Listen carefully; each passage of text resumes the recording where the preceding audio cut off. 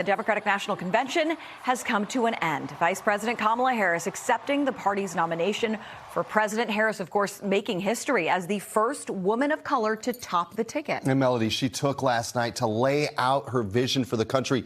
In the audience was NBC 10's own Matt Prichard. He's live this morning in downtown Chicago. Could probably use a nap after this. Matt, thank you so much for waking up early this morning with us. All right, let's talk about it.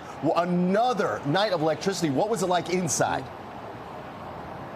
Yeah, Raul, we were right down on the floor as Kamala Harris took to the stage. And really, you could feel that electricity in the air. Everyone's sort of buzzing about the historic nature of this, the first woman of color to accept a major party's presidential nomination and laying out what she sees as her vision for the future. She went through a lot of different policy issues as she spoke up there at the podium, going through not only what she sees as domestic priorities, but international priorities as well. And saying that communities in America would be a focus of a potential Harris-Walz administration.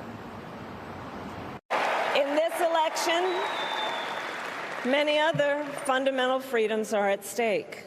The freedom to live safe from gun violence in our schools, communities, and places of worship. The freedom to love who you love openly and with pride.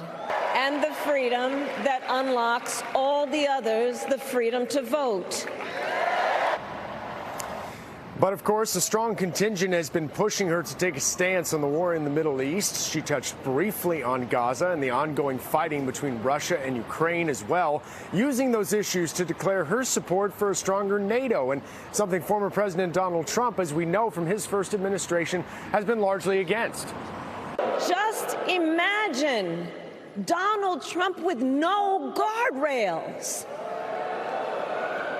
and how he would use the immense powers of the presidency of the United States, not to improve your life, not to strengthen our national security, but to serve the only client he has ever had, himself. Those remarks capped by balloons and confetti coming down to the floor. And while the celebration was on, the focus now immediately shifts to the campaign trail. Remember, Vice President Harris has only been running for about a month or so, and so her campaign is trying to pick up speed and gain ground as quickly as they can. They have debates coming up with former President Donald Trump, as well as a debate scheduled between their vice presidential picks, those being J.D. Vance and Tim Walz. Guys? Yeah, September and October are going to be very, very busy for these campaigns. So, Matt, I know Harris was the main event, but there were some other big names at the convention last night. Yeah, which celebrities did you see out there?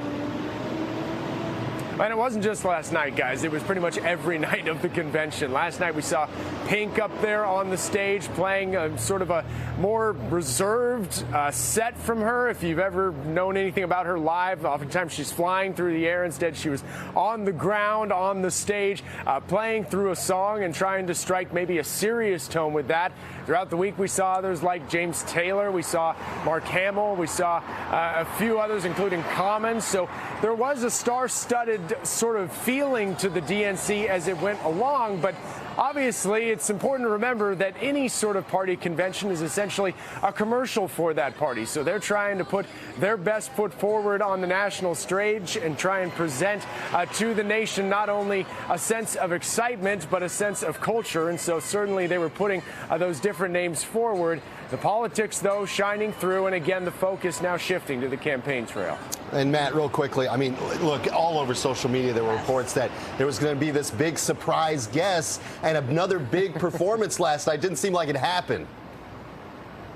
Yeah, it definitely didn't, and there was a lot of buzz about it on the floor, not only last night, but in the nights leading up to it. There was talk of, would Beyonce be showing up? Would Taylor Swift be showing up? Fake photos of Taylor Swift's plane on the tarmac at Midway, and everyone's just sort of buzzing about who might end up being on the stage. That ultimately didn't happen. In fact, when Kamala Harris came out, most people were expecting the announcer to say Beyonce. Clearly, they weren't disappointed, though. Glad to see their pick for president up there on the stage and hear from her as the evening went along. Guys? All right, Matt Prichard reporting live from Chicago for us this morning. Thank you. He's a busy man, I'll tell you that. He's going to stay busy.